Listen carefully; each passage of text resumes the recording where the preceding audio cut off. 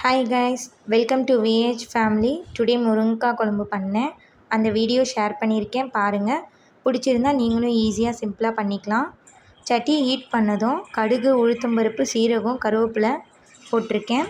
நான் இன்றைக்கி முருங்கைக்காய் குழம்புக்கு எடுத்திருக்க இன்க்ரீடியன்ட்ஸ் வெங்காயம், தக்காளி, பூண்டு, தேங்காய், புளி, சீரகம் அண்ட் முருங்கைக்காய் மட்டும்தான். கடுகு, உளுத்தம்பருப்பு பொரிஞ்சிருச்சு. வெங்காயம் போட்டு வதக்கிக்கலாம். வெங்காயம் நல்லா வதங்கட்டும்.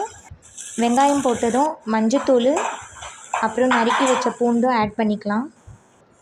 ஓகே, வெங்காயம் வதங்கட்டும். அதுக்குள்ளே தேங்காய், சின்ன நெல்லிக்காய் சைஸுக்கு புளி எடுத்திருக்கேன். அது கூட சீரகமும் போட்டு அந்த விழுதை அரைச்சி எடுத்துக்கிறேன். வெங்காயம் நல்லா வதங்கிருச்சு. உப்பு ஆட் பண்ணிக்கோங்க. இப்போ தக்காளியும் ஆட் பண்ணிக்கலாம். தக்காளியும் நல்லா வதங்கிருச்சு. இப்போ நம்ம முருங்கைக்காவை போட்டு நல்லா கிளறி விட்டுக்கோங்க. அப்புறம் நம்ம அரைச்சி வச்ச தேங்காய், புளி, சீரகம் விழுதை ஆட் பண்ணிக்கலாம். அது கூட மசால் பொடி ஆட் பண்ணிவிட்டு முருங்கைக்காய் வேகிறதுக்கு மட்டும் தேவையான அளவு தண்ணி ஊற்றிக்கோங்க. குழம்பு நல்லா கொதிக்கட்டும். அப்புறம் எப்பவும் போல் வெஜிடபிள்ஸ் அண்ட் ஃப்ரூட்ஸ் கட் பண்ணதை தண்ணியில் போட்டு வச்சுருந்தேன், செடிக்கு தண்ணி ஊற்றுறதுக்காக.